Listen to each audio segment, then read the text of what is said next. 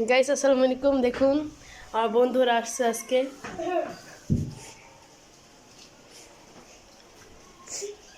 এই যে তার নাম হলো ফয়সাল। মুরব্বি মুরব্বি উচ্চন না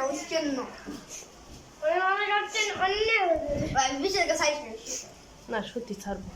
মুরব্বি মুরব্বি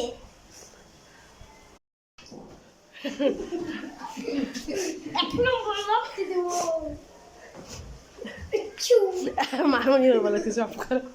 আমার তো এবার ওখানে চলে আসছে কে এত না বাকা তুই না বাকা